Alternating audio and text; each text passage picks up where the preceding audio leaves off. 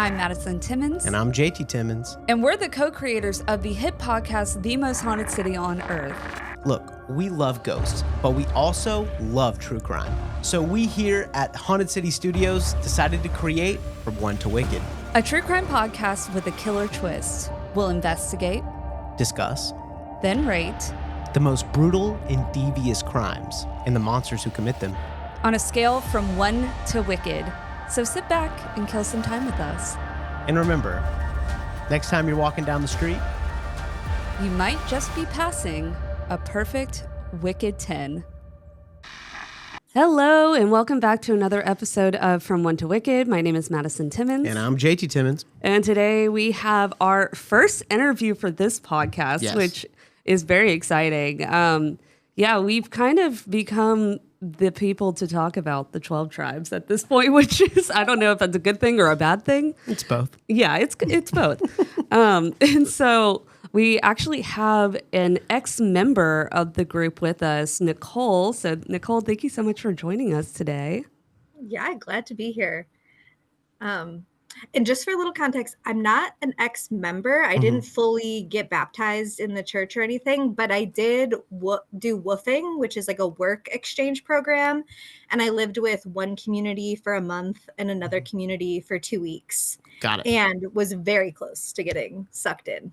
Okay. There you go. All right. Perfect. We have a close encounter. Woo. So there you go. So we're going to be kind of talking about Nicole's experience and things of that nature and, you know, going on the way we like to do. So this is exciting. Yeah. Cool. But all right. So Nicole, we already kind of been yapping a little bit, but let's start out with, how did you get in contact with the group? Like, what's the origin of your story? Yeah, and I think it would be helpful to know, because it also paints a picture for the type of person I was and why I can see so many people that are in a similar place to me would get sucked in. So I was 22, studying sustainable agriculture in school, and decided to do this like cross-country trip where I was going to go to a bunch of intentional communities and organic farms. And there's a website called Woofing. I forget, they updated, it used to stand for Willing Workers on Organic Farms. It stands for something else now, but it's basically a work exchange program. So they cover my food and board, and I work on their farms. And so I made this whole plan to be at a bunch of farms across the US, and they were my first long stay. And when I had looked at their profile, I could tell that they were religious, which is not something that I resonated with. I was very like hippie plants, like spirituality, but not religious. But their profile on there was so like loving and encouraging. I was like, oh, I think these are the good kinds of Christians. Like, I think these are going to be like the open-hearted ones. And they said that they lived in an intentional community. So that was huge for me. Mm-hmm. Right. And so I messaged them on there, and whereas a lot of farms are very, when you're trying to book a stay with them, they're going to be like, okay, what dates? How long can you stay? Like, tell me a little about yourself and stuff. They were just like, come on, whenever. You can stay as long as you want. Wow. You can, it was very low key. And I think that they had maybe 1 or 2 reviews, which was not very many. They had just opened this farm. Which I now realize they had just acquired the farm as a community. But they were both good reviews, and there was families on there on the farm. So it felt safe to go as a single woman. Okay.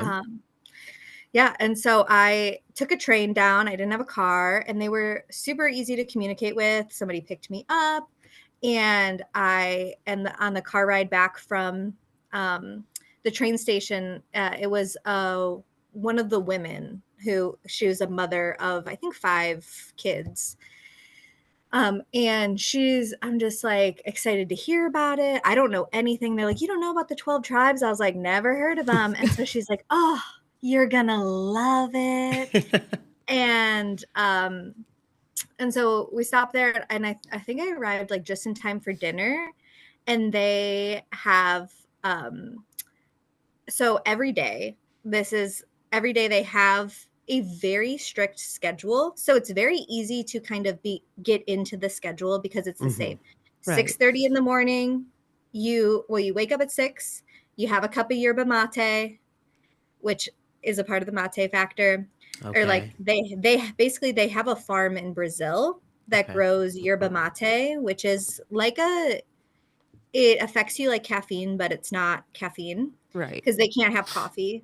So every day you drink some yerba mate, and then you would sing and dance and do prayer, and then have breakfast, work all day. You have a half an hour lunch at 12:30, work all day. At 6 p.m., you have song and dance and have dinner together. Oh, wow. And basically every meal's eaten together, and every day is just like that. So I arrived just in time for like the first like prayer group song and dance. And I was a little hippie at the time. I was like going to drum circles and loving learning songs. I was like, oh my God, they sing together. Like, this is amazing. Right. And I got really no idea what they're saying. Something about like Yeshua is like the all great. And I think that they're smart enough because I wasn't bombarded with a lot of religion. And I had said that I wasn't religious before I came in.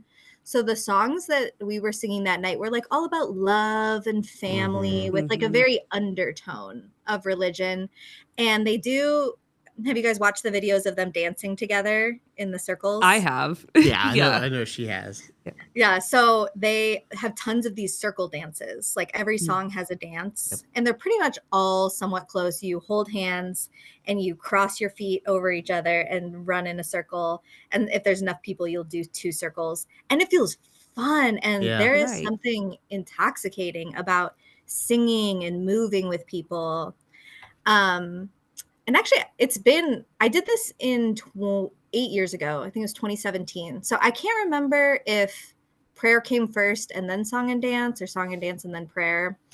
But then we would like study the Bible, which I was kind of tuning out for, like, sure, do what you want.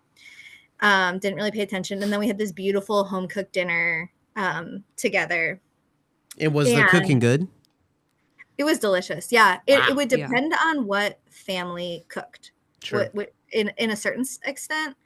But I was like just coming out of veganism at the time, and they're vegetarian by poverty. Like, they don't eat much meat or eggs because it's expensive. Wow. But it worked out well for me.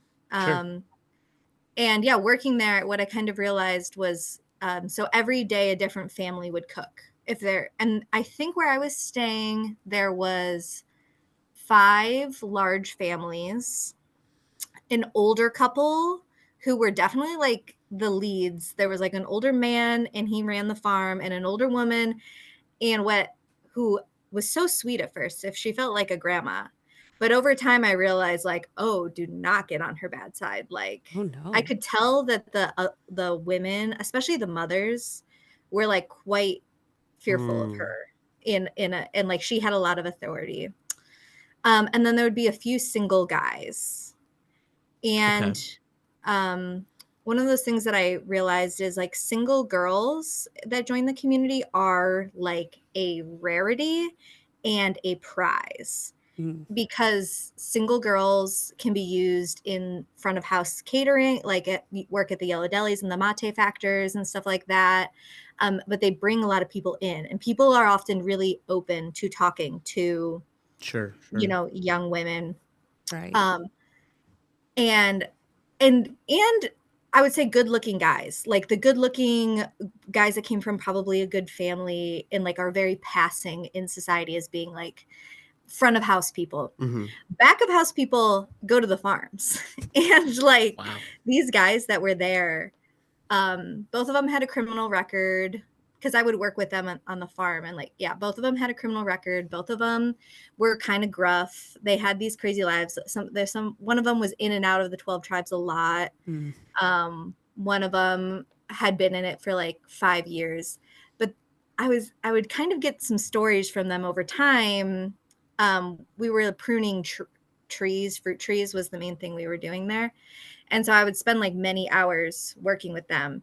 And I'm kind of realizing like, oh, they can't leave when they want. Like, they don't have cars. And, oh, interesting, they don't get to choose what they do any day. And like these guys are getting by far like the brunt of the labor. Okay. And did you have a car at this point? Nope, I was traveling. Okay. But I did have an end date. So like they knew when I was leaving. I see. And I had another farm booked up. And thank goodness I did. Yeah. They're like, you don't have to go to the other farm. Don't you like stay here. Don't you like this farm? Oh my gosh. Truly. Wow. Yeah. Yeah, so living there was really beautiful. I started loving it right away. It was easy to plug into. I loved the food. One of the things we ate almost every day, or I would say any day that we got to have eggs, we would eat savory oatmeal, which is like scrambled eggs mixed with oatmeal. And then they have this seasoning on their tables, literally on every 12 tribe tables I've been to. They have the same seasoning. It's nutritional yeast, garlic powder, salt, and sesame seeds. Interesting. And this stuff is like crack cocaine. I mean, it was to me, and it's to everybody there, because it's like a super savory thing, and you don't get to choose like how your food's seasoned or made at all. So it's like the one choice you get is like, how much of this stuff am I putting on? And savory oatmeal with that stuff, I still make it to this day because it was so good. So yeah, we would. Oh, I was just gonna ask, like, so at this point, are they like telling you to start doing things? Yeah, I like plugged in almost immediately. So I think I was there the first night, and I got my own room, and they had a few sets of clothes that I could wear, but I didn't have to. Have you guys seen how they dress? Yes. With the harem pants and. And all the men are in flannels and jeans. Yes. And all the women are in these homemade like blouses. They have to cover the elbow, flowy blouse, and then these big flowy pants. And that are all homemade, and they're kind of a little bit tight around the waist, very flowy, and then tight at the ankle. Okay. And when I was coming, they had just switched to no longer being able to use patterns when women are making clothes. So they were like giving away all of these patterned flowy pants and hippie pants. Wow. All the girls had to wear like a solid color, basically. I see. Taking the individuality out of it. Yeah. Oh yeah. Little bits. Yeah. And before this, I've worked with the Amish almost my whole career. It's how I got started in farming. And so it's interesting because the Amish are the same way. Women can wear purple, green, and blue. Some sex you can have burgundy, or whatever, but it's very high control. So I'm there that first night. I can wear these clothes if I want the next day, but I choose not to because I have like really good farm clothes that are actually rugged, because I'm not really doing women's work. Okay. I'm actually there doing like man's work. They're very distinct. Okay. And so the next day I just go out on the farm, like in the morning. Yeah. Next day, 6 a.m. I get up, song and dance, prayer, eat a meal together. And then you basically get your assignment for the day. And the men, like all of the, there's definitely an unspoken hierarchy of people within. And so the fathers, like men that have children and are still able-bodied, would almost always work together. And these guys were incredibly skilled laborers, most of them, especially because this farm had just gotten started. And so they were shipping in, this is something I learned over time, they were shipping in families who had skilled laborers to go and do and build projects and do like certain projects that needed to get done. Wow. So I was going out, I was kind of doing like the not skilled labor. So I wasn't really working with the fathers and stuff. I was working with like the young single guys who were it didn't seem like they had a lot of opportunity to work their way up. Yeah. They weren't being putting in positions where they might get married. They weren't being put into front of house positions where they might do other stuff. Like, do you know what their crimes were? Like, were they violent or? No, one of them was like avoiding his child. When you pay your kids, I can't. Oh, child okay. support. Child support. Yep. Yeah, he Evading was child like support. basically abandoning his child, like not paying for him. And he kind of had this sleazy vibe to him. He had like a leather jacket and like he always had stories.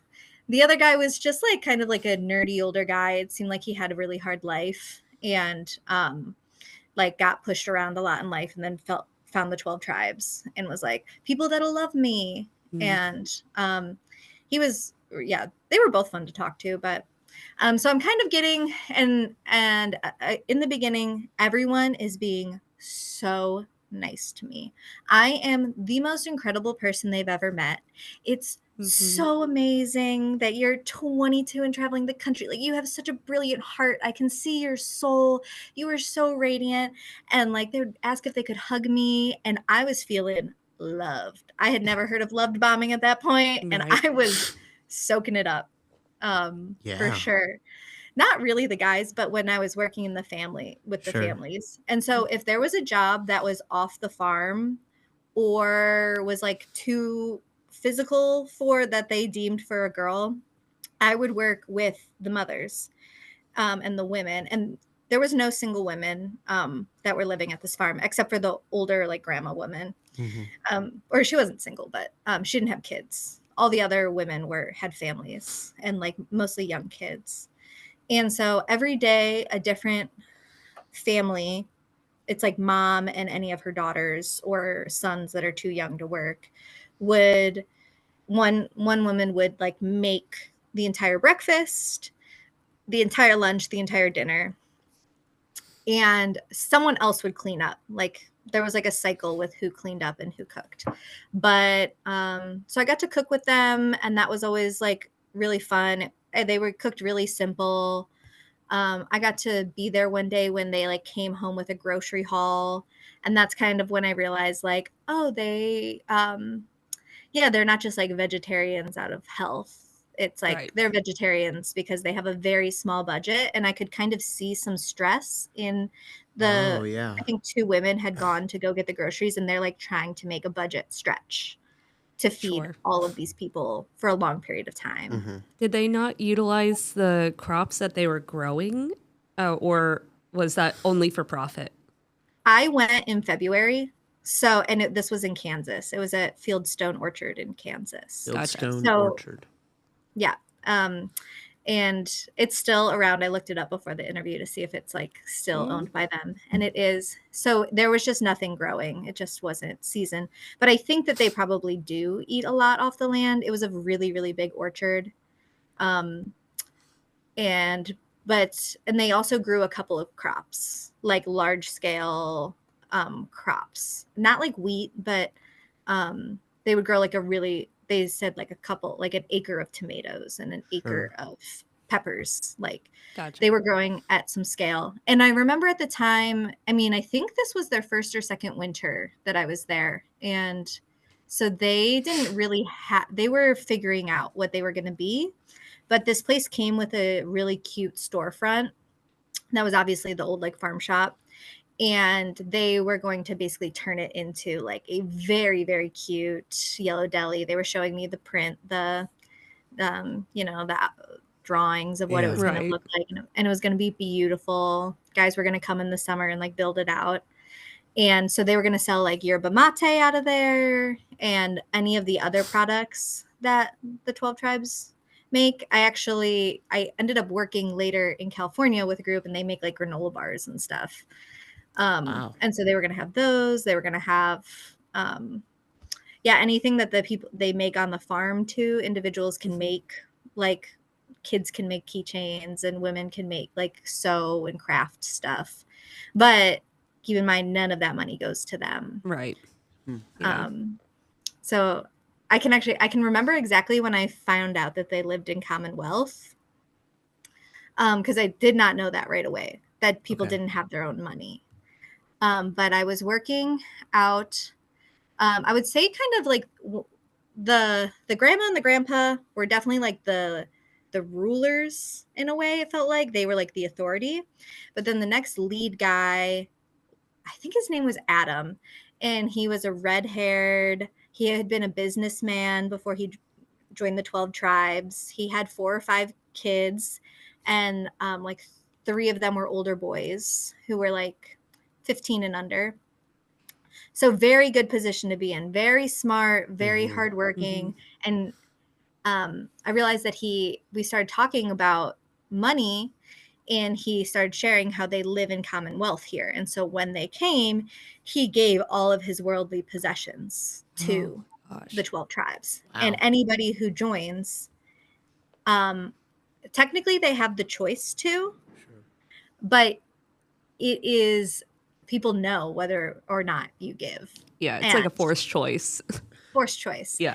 If you want to have a position of any kind of, if you want to have a reputation and a position, you're going to give. And so I could very well start to see that, the more you give, if you come in with a lot of money, you're going to be put into a much higher position and be in a better spot than families that probably come in with nothing or debt or something.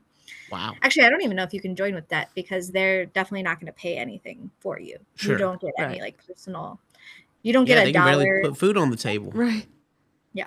Wow. You don't get a dollar of spending money. So I think some people do keep a little bit of money, but pretty much. And where we were isolated on a farm, I mean, we were miles and miles and miles from the nearest house, let alone like anything. So, and nobody has cars. You give up your car when you come.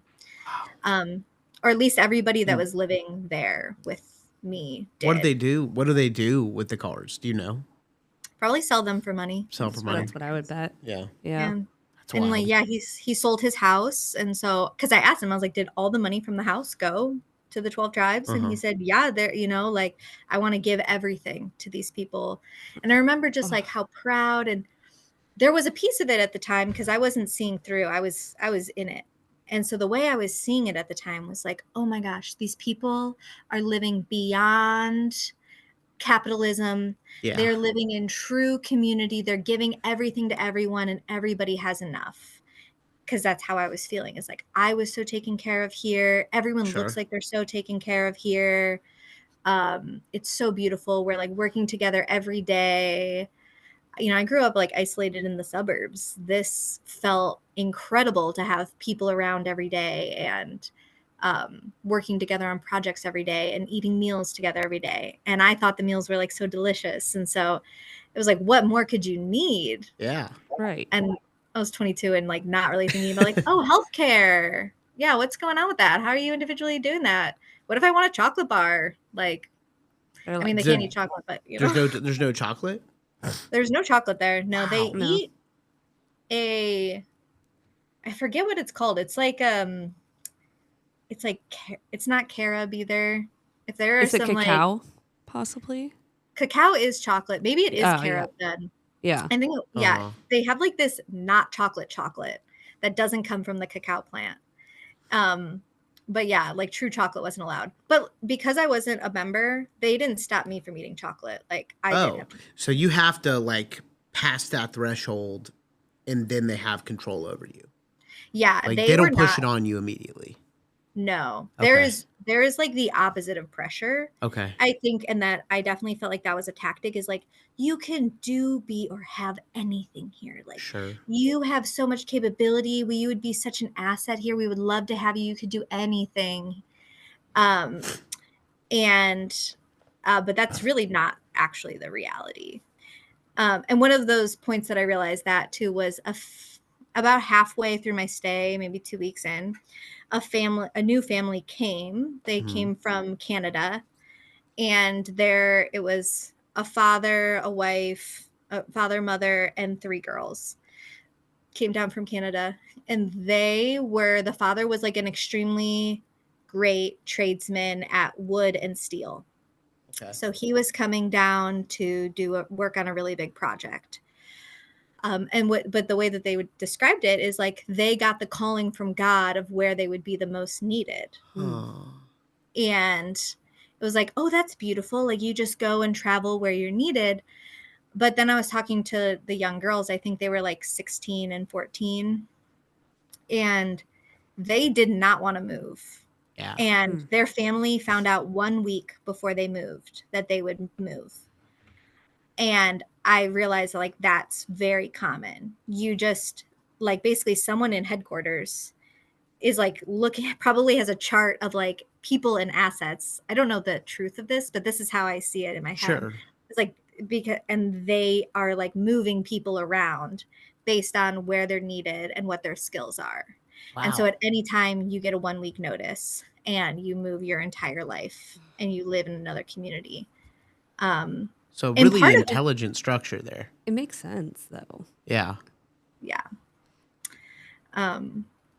Yeah, very, I mean, so that's part of what's so hypnotizing about them is that they are very smart and very well organized and very professional about like what they're creating in a lot of ways. Yeah, so it feels like they are just like, they have it right. They know, like they're creating these beautiful yellow delis and they're creating these beautiful nourishing products. And, you know, they have so many incredible, smart people who are here and part of the community. So it really felt like they know something. Interesting. Yeah, I mean, I think that's something that they have mastered. They are truly masters at selling you a life. Yes. You know, they target people specifically for that. And it seems like the people who end up joining are the ones that are not happy with their life. And they're like, these people want, which is, I mean, honestly, that's every cult. That's how they prey upon that. And they're like, oh, you have really great assets. Nobody else has ever acknowledged, you know, your assets and how talented you are. So I could totally see why that's alluring to people, you know. I was going to ask you about this is a bit of a darker side of it, but did you witness any of the harsh obedience, if you will, as they like to call it, on children or things like that? Did you see any of that structure, or were they kind of trying to keep it away from you since you were new? They were definitely trying to keep like anything not joyful and fun away from me. But I did witness when kids got in trouble, the whole family went to the family's room. But there was one intimate incident that I had, and it was, so I was laying in the living room with a girl who was like maybe 6 or 7, like little, she was so sweet. And we were playing this like silly game where like I draw something and then you draw something and we like create a picture over time.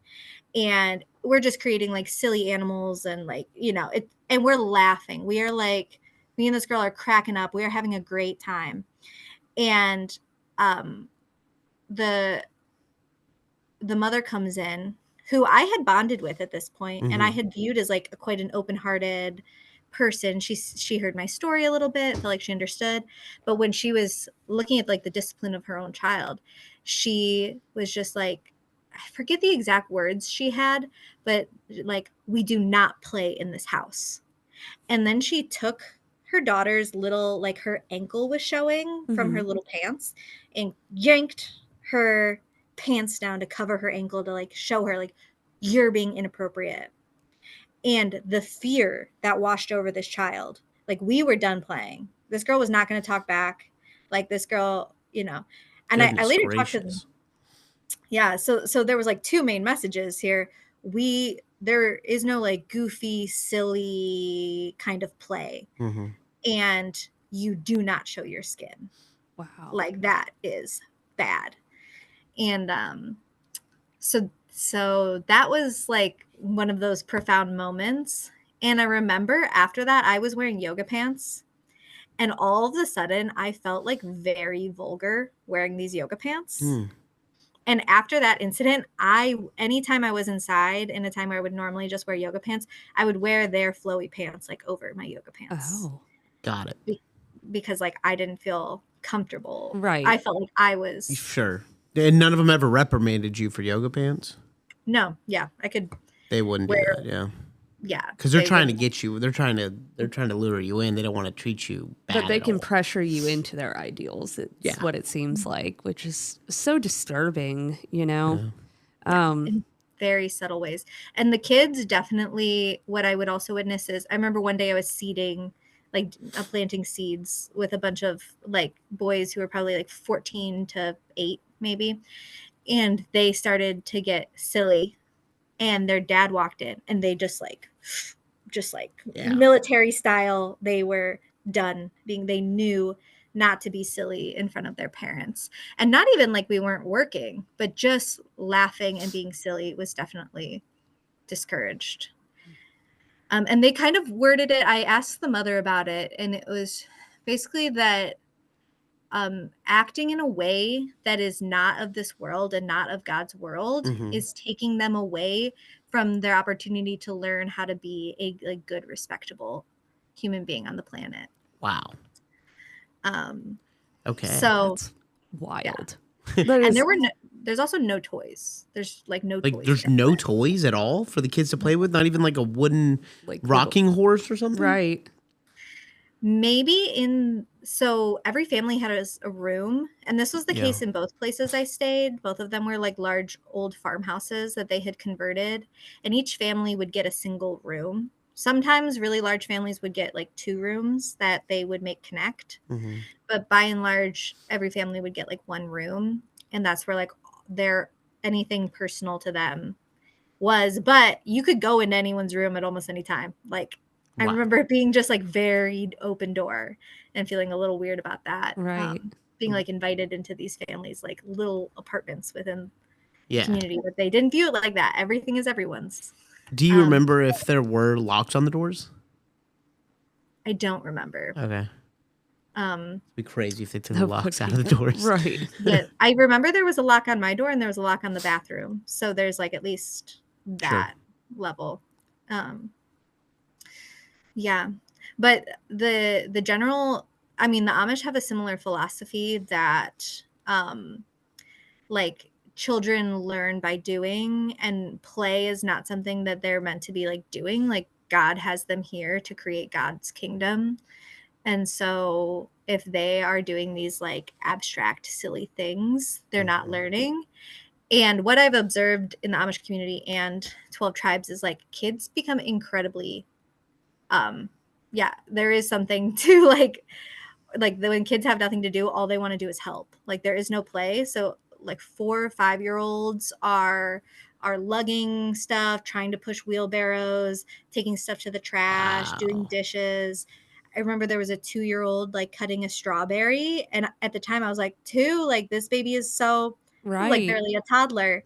But I mean the mom was close. It's not like she left her alone with a knife, but this baby could cut up a strawberry and like that was going in the dessert. Like, so kids, the way that they express themselves is by being helpers. Man, that's no way to grow up. That sucks. That's got to be mentally damaging too. You know, if you think about it, it's like, what are you if you're not helpful? And that's going to grow in, that's going to be their ideology when they're adults. That's so damaging. Subservient. Yeah. Yeah. But what would a cult want more? I know, right? No, seriously. No. Yeah, everything about their like raising is very much like discourage individuality. Okay. Encourage anything that they deem as helpful. Okay. So very communist almost. Yeah. Okay. Yeah. Like everyone shares everything. That's wild. That is. So was it kind of the same experience at the one that you went to in California as well, or were there some differences between the two? Yeah, I mean, it was kind of crazy how the same it was in a lot of ways, which is why I think they have it that way, because it makes it easier for families to move, to plug and play. I mean, the schedule is the exact same. Also, a part of their schedule is every Friday night they would have a Shabbat dinner, which is like it's funny because they use a lot of Jewish traditions and verbiage, but like there is no speaking of Judaism Wow. But they like have Shabbat dinner every Friday. And that's when they would really invite people from the community to come. And like, that would be the big night of dancing. Other days we would maybe sing and dance to like 1 or 2 songs. But that was the night that we were like singing and dancing all night long, or not really all night long, like for a couple hours. Sure. It was very much a celebration. It was a big meal. Yeah. So that was the same. The schedule is the same. The outfits are the same. The religious readings are the same. But you have that little difference of like, who is your ultimate like leader in that place. It was similar in a way that like there were 2 older couples who were in their like 60s, 70s, maybe older, who like very clearly like had a lot of say in that other community. And that was in Southern California. That one was called, I wrote it down, Morning Star Ranch. Morningstar Ranch. That sounds like a so cult 12 ranch. tribes. Yeah. Yeah. And that one had a very small yellow deli like at the end of the street. Also, the one I stayed in Kansas, about an hour away in the main town of Lancaster, they had another small 12 tribes community. And that's what I would say is I noticed more differences between like rural and city. They still have the same daily schedules and stuff, but people in the city, like the lifestyle is a little bit more on the pulling people inside. Like you're doing a lot more work and you're often working out in the world. You might be working at a factory. They have some different like factories type stuff, working at a yellow deli, that type of thing. Yeah, actually I went with them one time in the Lancaster.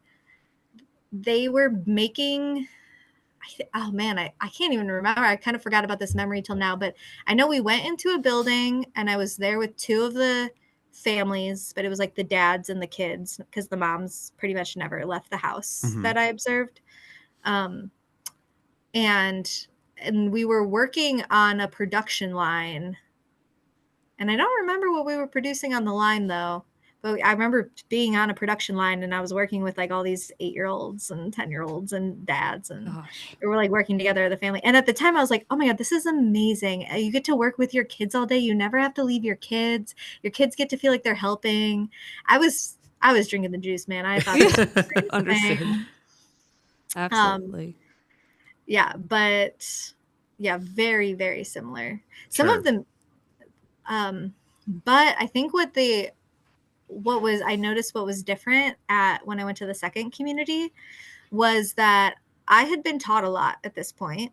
I knew a lot, and they were kind of like, are you staying or not? And like when I said no, or, when I would like repeatedly, they were the first set of love bombing. I was brand new and special flower and all these things. And they were teaching me all this stuff, and they were like lovingly, gently trying to get me to stay. And I was telling them like I wanted to stay with them again later on. So then when I go later on and I'm like definitely not going to stay with them long term, I had enough time. I had about a month and a half between stays to kind of process some stuff, think about some stuff, talk to people about what I experienced, and then reflecting back, like, that's actually pretty weird. That's not really cool that they're living in Commonwealth and, all these things. So when I was staying at the other one, I had like a slightly more critical eye, and I was like very stern of like, I'm not staying. Whereas the other one, I was like, oh, I would love to be here. So I was like, no, and I had like a 2-week stay, and they were a lot less loving. Like they were, it was a very different especially after the first week. Interesting. So in the second location, that's the California location. That's where they started to get a lot less loving when you were like, I don't think I'm going to stay. Yeah, exactly. Wow. They're like, I could kind of tell a switch. And especially because a lot of the love bombing was taking place by the moms, the women that were like the mothers who were living on the properties. And the mothers are responsible for so much. Like, and they're probably the most isolated of the people that I witnessed. Like, because fathers get to go work off the farm and work in groups, and women, like when you're in the kitchen, it's just you. And like and one woman is taking the kids for education and like teaching all the kids, but it's kind of separated. And I can't help but feel like that's because like women are such a mainstay, and like women have such powerful intuition, and women like have so much power and vision that like you have to kind of keep them displaced and unable to talk to other people, and like keep them in a slight suppression, way overworked and stuff, to keep them from maybe getting their families out of there. And like, seeing some things. So that was something I was kind of observing, and that's like definitely an opinion. But what I was noticing is like the women were the love bombers. And so for me as a young woman, and I think that they were just like, oh, you're not going to join. I don't have the time. Yeah. Like, they literally were just like, okay, like do whatever you want. So do you think they're told to love bomb new people? Like just hit them with everything they got? Yeah. I would bet that there are very subtle ways that they're doing that, and then they're observing it. Okay. But like one of the best things that they can ever do is get a new person to join and be saved. Absolutely. So with the first place, why did you leave the first place? Like what started that, like where I'm like, I think I want to get out of here? I had told them that I would be there for 1 month, because I had like a cross country journey set for my I was going to spend, and I did. I spent 4 months traveling the country working on different farms. So on Woofing, I had pre-booked a bunch of different farms. But there was a point where probably 3 weeks in, I actually have a journal entry. I wrote it as an email that I sent to someone. And it is like, it's just a love note. Do you care? It's like 4 sentences. Oh, go ahead. Yes, absolutely. Please. Floor's yours. So, I guess this was just when I was leaving, but I was like, I just finished 1 month working at the most incredible place, Fieldstone Orchard in Kansas. They have an incredible, simple, hardworking, loving way of life. In one word, it was humbling. Learning what it takes to sew, cook from scratch, butcher animals. So much goes into everything that we use and eat every day. So much goes into living lives with each other. It takes so much work to truly live in community and live outside the Walmart culture. So wow.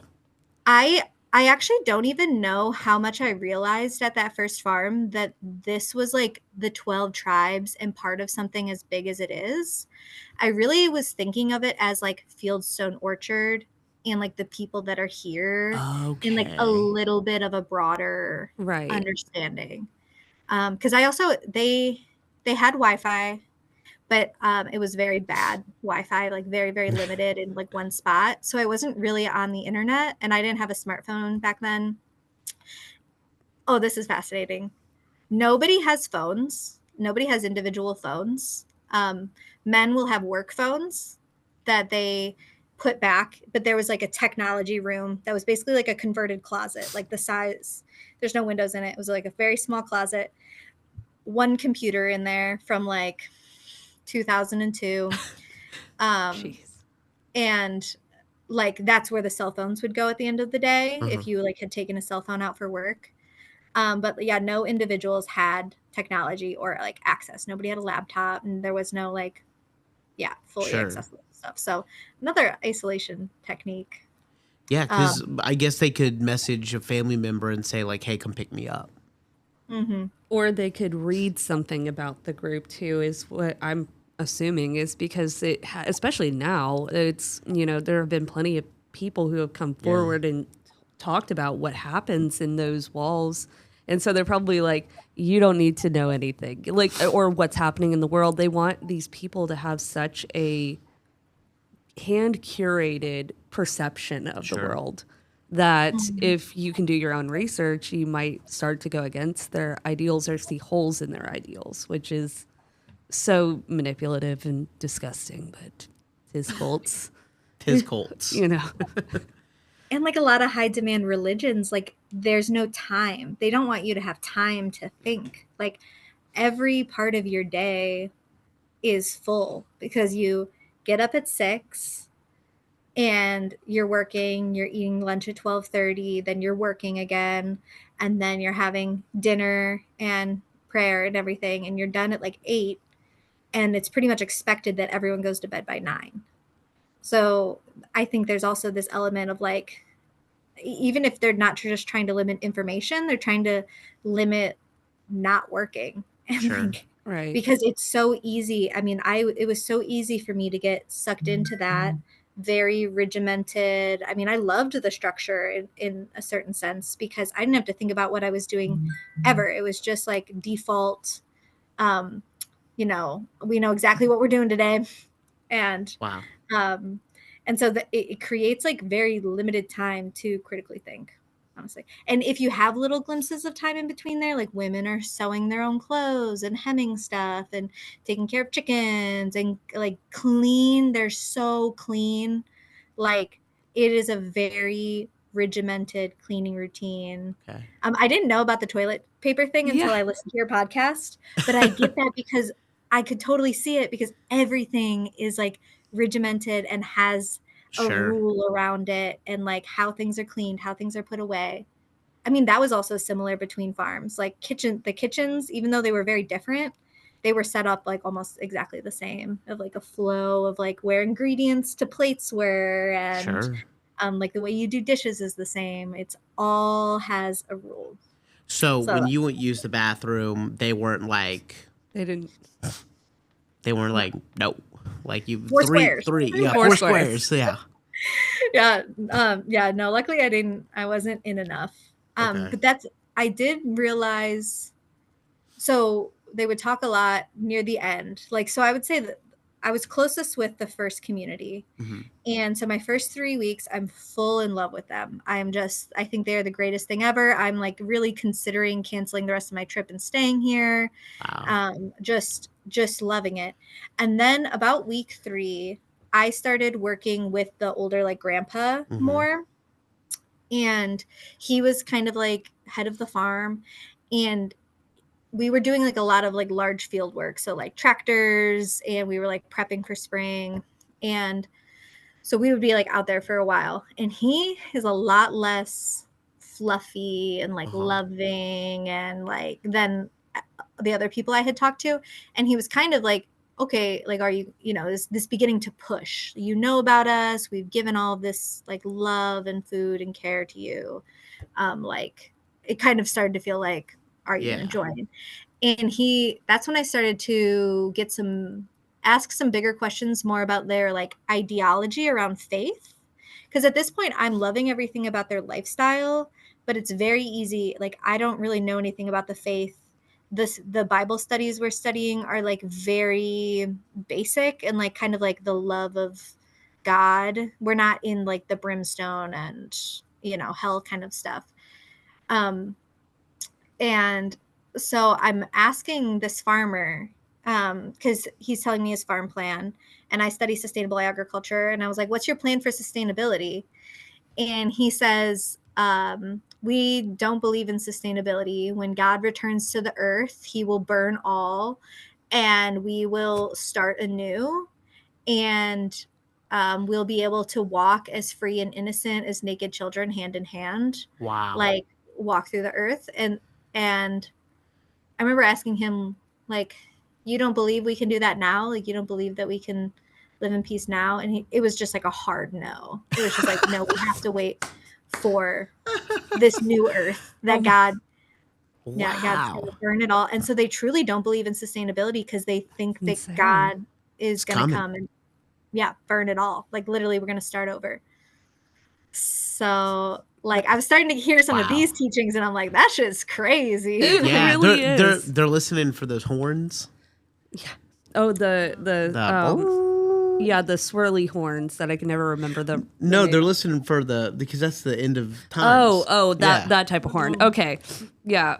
I'm like, I wonder if these kids have the same ideology that so like when I grew up, I was told during the reckoning that I was going to get left behind. I'm like, do they think that? Or is this like where they want to be left behind? Yeah. That's an interesting take. Excuse me, I'm going to go blow my nose real fast. Okay, yeah, you do that.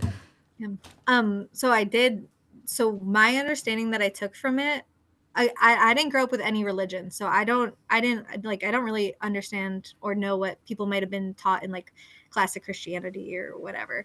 But the basis of what they were saying was that when God returns, when Jesus returns, well, it's Yahshua. Yeah. I don't know if you know that. Yeah. Yahshua returns, that all who followed the righteous path will get to build the new earth with Yahshua. And they will witness it all burn with Yahshua. They will stand next to him, witness it all burn. And then those who were in purgatory, so maybe never got to hear the word of Yahshua, or, you know, all these other things, the middle ground people are going to have 1,000 years of turmoil and punishment, and then they will get to come to the new earth that is built by the devout followers and Yahshua, and then everyone else is going to burn in hell forever. Wow.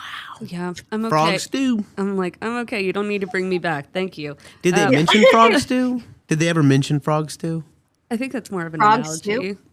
Yeah. Oh, yeah. I know the analogy, but not okay, from them specifically. Oh, not from them? Okay. I don't know if I have that one specifically, but there was one of their periodicals that had a whole story about frog stew, and oh yeah, I'm like, this is like insane, they were chanting it. It's like frog stew, frog stew. I was like, this is insane. This is lit. It might be in these troubled times. This one's the most dystopian looking one that they've come out with. Yeah, and I agree with you in the way that I can tell that they definitely ease you into these ideologies, because if they just like bombard you with like, by the way, Yeshua's going to come down from the sky, everybody's going to burn, and then we're going to build things, that would be insane to the normal person. Because it's like, even reading these, you know, they slowly get more and more intense. Because some of them, they are very lighthearted, where they're like, we just believe that everybody deserves to, you know, have access to food and access to a house. And it's like, yeah, everybody agrees with that. Not all of this. Not the rest of it, though. So, at any point, did you ever feel unsafe there? No. Yeah, definitely not. I felt so, I mean, that was like one of the joys of it. I felt so, I mean, probably some ignorance of being 22 and like on this cross country hippie trip, you know? Yeah. But yeah, no, it felt incredibly, it felt like you were a part of the family, and they're very like gentle. I remember thinking at one point, because I was like envisioning my life here, I remember being like, well, I have 10,000 in savings, so I'd probably like get a pretty good, like if I gave them that, like I'd probably get a pretty good position. Wow. And like I'm a single woman, so I'd probably like have a pretty good job. I mean, I was like thinking this in a very, like, this isn't fucked up, like I don't know, it was like I was in there, so I was like thinking about what my life would be like, and like, what would my baptized name be if I got to choose it? I was thinking these things, and then I was thinking like, wow, I would really have to like work on being nice to these women, like, because I would be coming with like some radical ideas, and these women are very judgmental. And so it wasn't a fear of like physical harm in any way, but it is an incredibly like reputation, social structure, because it's so insular. Like everybody knows everybody and everything that you do, and you make a small mistake and it's felt. Like the emotional pressure is high, and the pressure for perfection is high. Oh, wow. And it doesn't feel like, oh, I'm not feeling good today, I'm gonna like stay in bed. Like, doesn't feel like that's an option. Like, you're gonna have to be dying of sickness before you're going to not be doing your duties, and because of this pressure that is there by everybody. Wow. Yeah. So it's like, if you don't, you know, do your part, you're, I guess, failing your community, basically. Yeah, you're failing your community. Yeah. And they're gonna just start to not like you. Wow. Yeah. And they're never going to say it to you, or maybe like in the way that I witnessed, but it is a very subtle tone. It's like this emotional manipulation. And that's what that grandma figure is like. I could feel her disdain towards this one mom that was there. She was a newer mom, like she was newer to the community, newer family that came. She had 2 kids. She came from like a really rough life. wasn't as like, didn't come from like a studious, lifestyle. I think she was just probably, just wasn't as like hardworking as some of the other people were, and was newer. And this woman, like, she never said it. She would only say nice things to this woman, but I could feel her fire towards her, and I could feel this woman's fear of her. Wow. And so I think it's a lot of that mental manipulation, Sure. and stuff that you probably, if you're never away from it, and it's such a guilt culture, you probably really feel like you deserve it. Is kind of the feeling I was getting, like, I need to do better. I need to do better.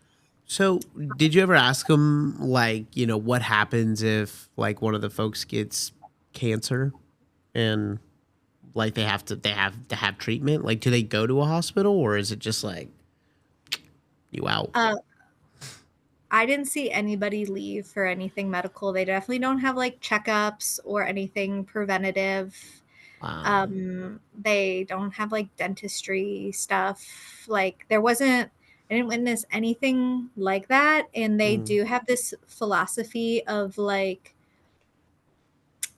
eating very well, in like being healthy is your responsibility. Like, I could Given the definitely feel, food.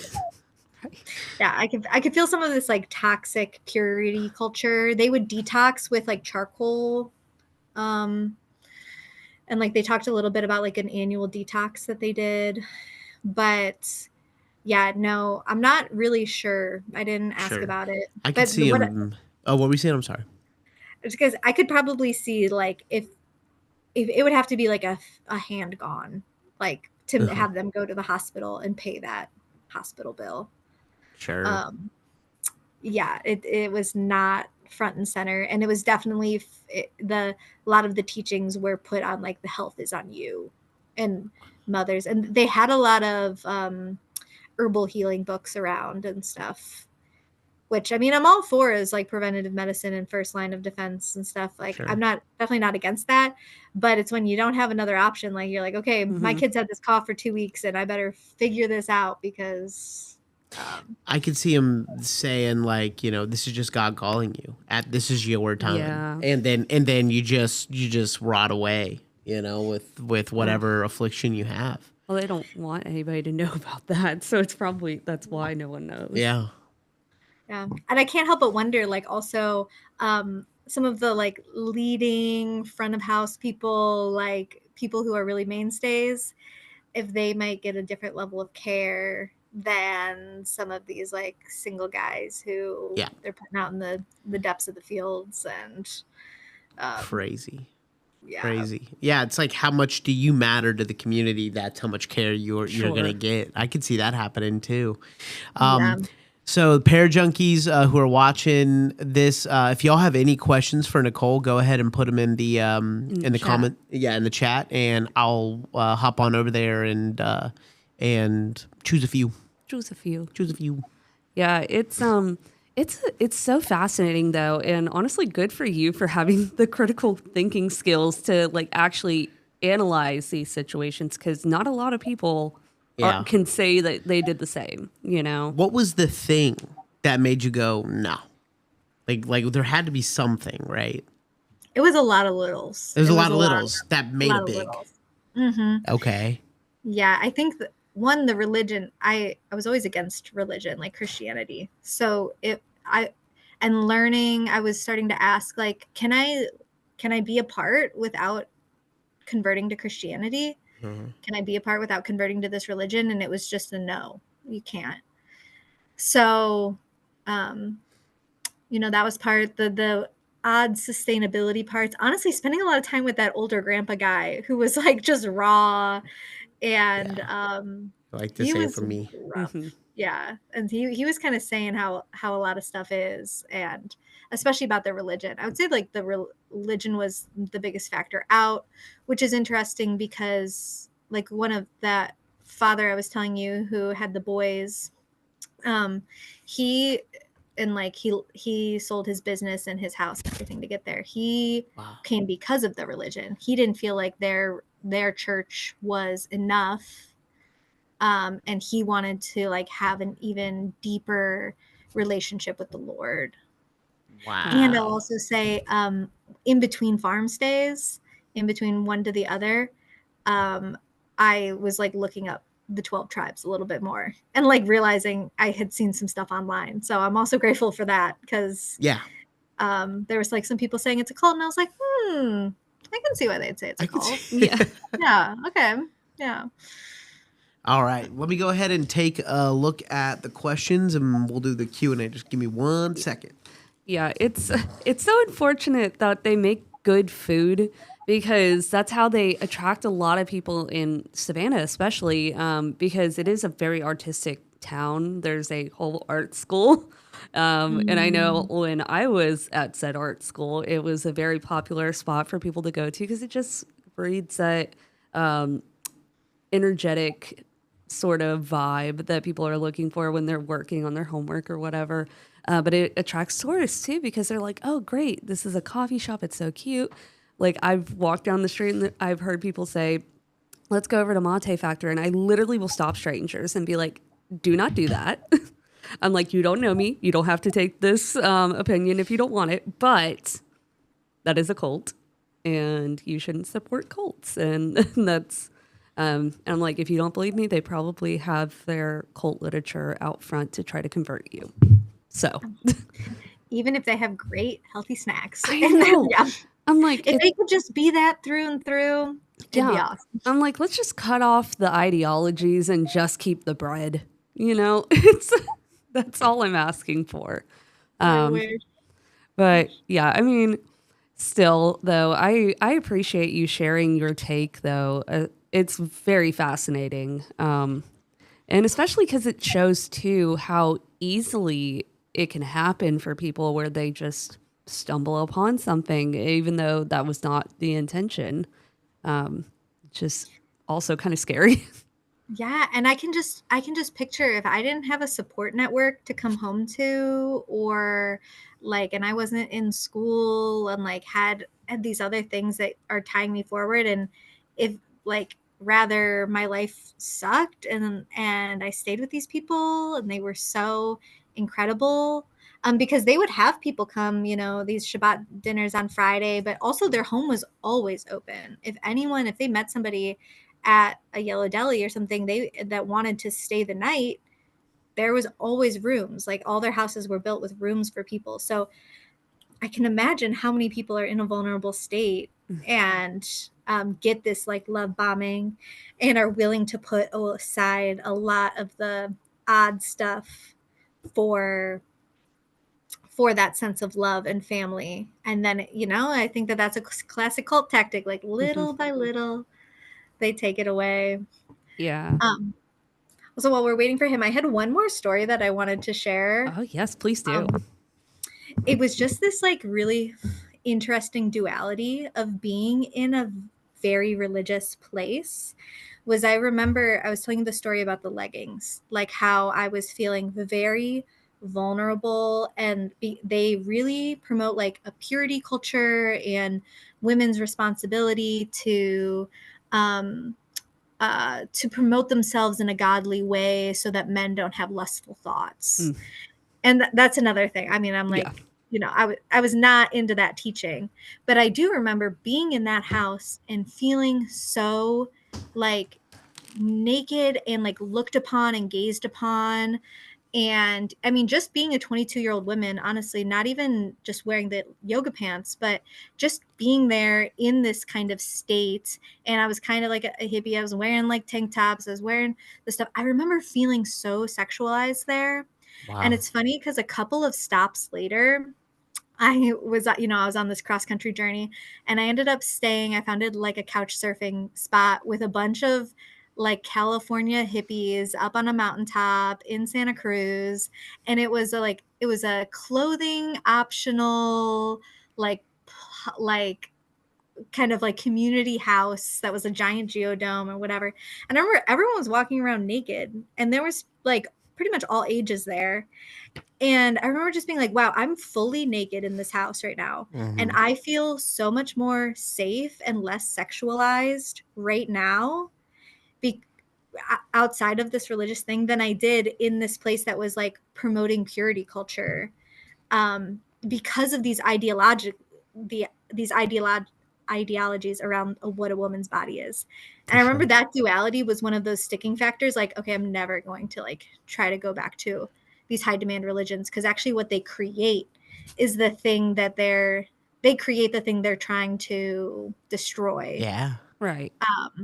Because when you create like you can't be naked, you can't have a body, you can't, it creates this like desire to look.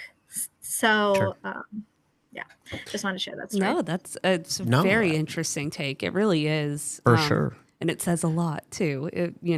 Exactly how you described it. It says a lot about the behaviors that they were exhibiting. All right. So we do have some questions from the Pair Junkies. The first one is, what was the departure at both places? What was the departure like at both places? Like you leaving the day you left? The day I left was both of them were very, very loving, like hugging and saying, we're going to miss you. And again, I had told them up front that I had an end date. So I don't know how it would have been different if I had just been staying for an unknown amount of time.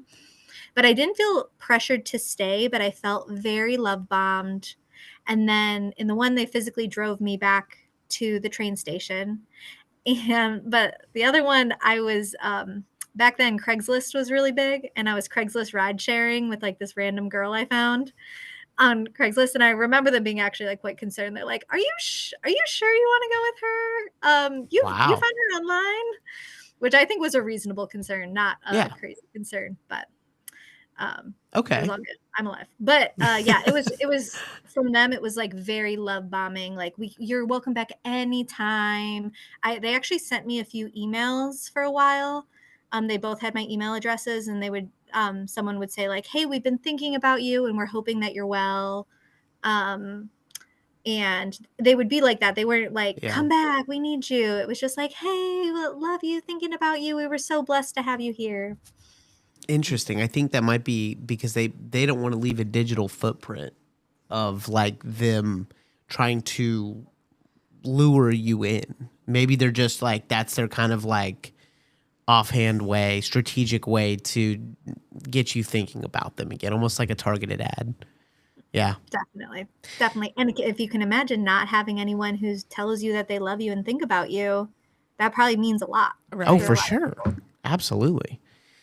All right.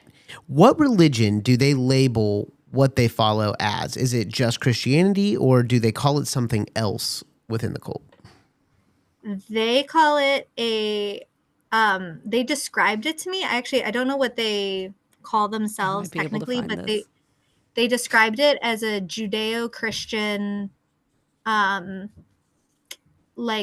they interpreted the Bible themselves. Okay. They are independent followers of the Lord, and they found their own religion through actually reading the Bible, and that they're like a Judeo-Christian. Okay. So Judeo-Christianity sect. Right. And if I find the exact terminology in something, I'll post it on Patreon if you're still interested. But. For sure. Did they do any schooling with the kids? If so, what did they study? Yeah, they call it training. Mm-hmm. They don't call it school. And training. Yeah, and oh my God, that's wild. Yeah, so the one that was on the farm, it was a really big work time. And so the schooling was really limited at that time. All the kids were working really pretty much every day that I was working.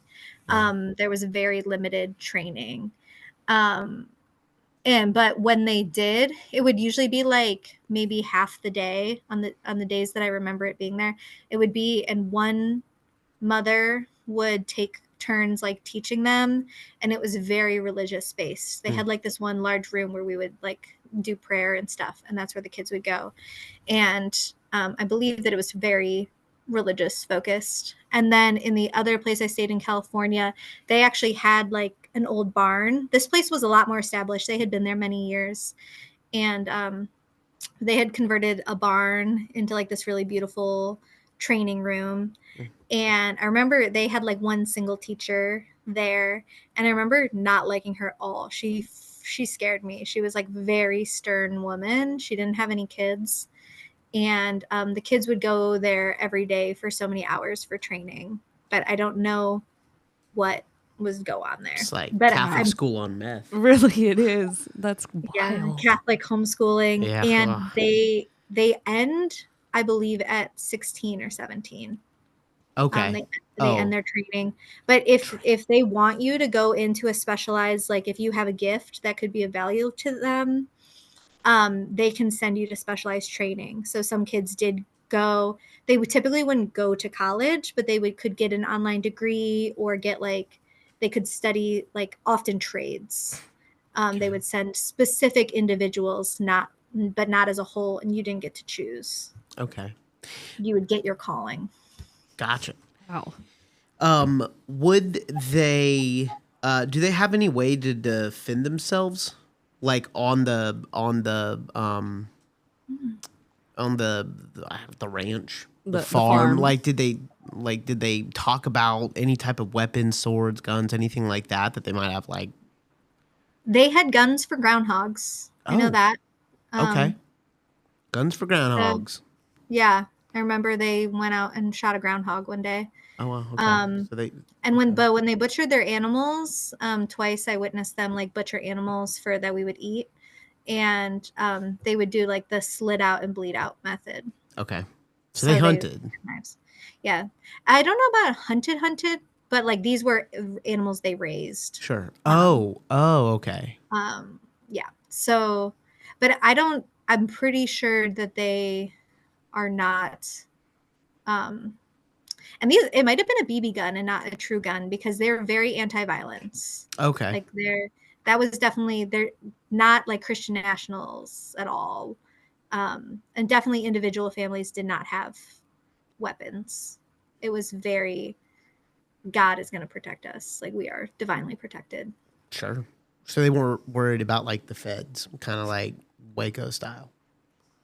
No, definitely did not have that philosophy. At least not that it was shared. And, yeah.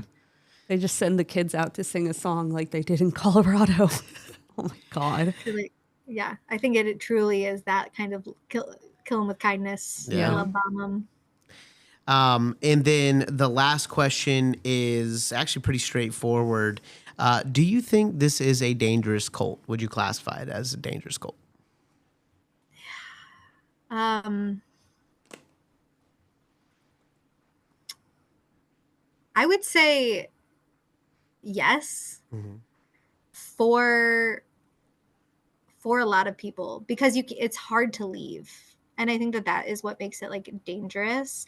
I don't think that there weren't signs of abuse between, I wasn't witnessing like a lot of abuse within the homes or anything, or a violent tendency or that type of like overt violence. But it is very, very hard to leave when you get it. And you give all of your worldly possessions, you give away your name, you give away your identity, you give away, honestly, your ability to like think freely and create your own days. And that is dangerous, yeah. Yeah, if anything were to happen within that, you're really trusting that they are as kind as they say. And I didn't get to see a lot of behind the scenes of what might actually make it more dangerous. But that inability to leave, I would say, makes it dangerous. For sure. And, my mind keeps going back to the story that you told where the mother was like, don't play.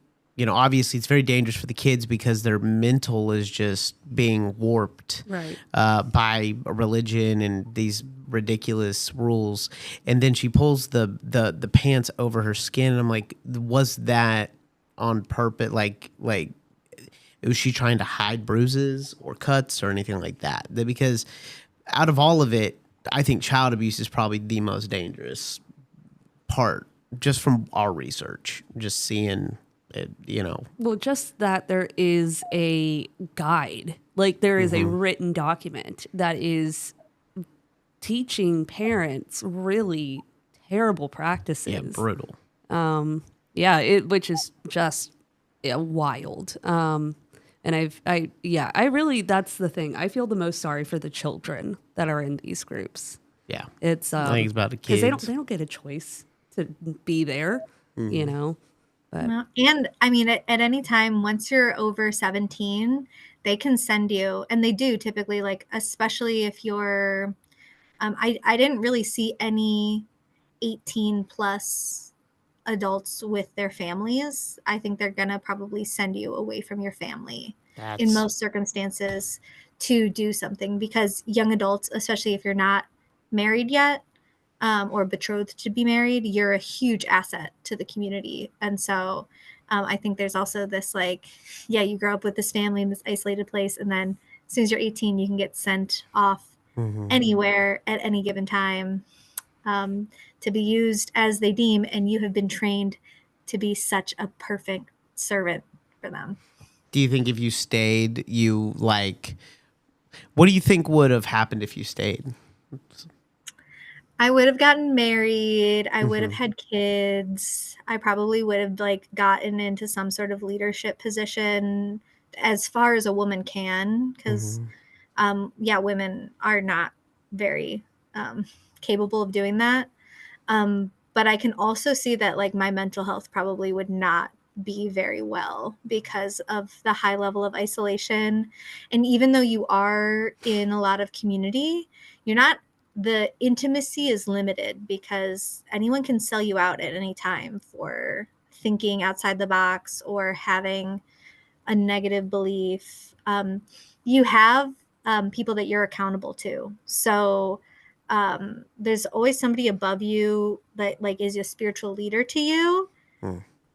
So if you're having a problem, you go to, like, this person who is not like a priest or a mental health professional or like anything like that. They're just somebody who's higher up than you in the religion, in the cult, and that they view as somebody who can be in a leadership position. And so that's who you're supposed to go to. That's who you get disciplined by, but it's also who you would go to if you had a problem. Wow. And so I can just see, like, mental health being quite bad while raising all these kids, and like living in community yet isolation. Especially if that's not who you are, if you're being forced to be a mom, like, yeah, for sure. Maddie, do you have any other questions?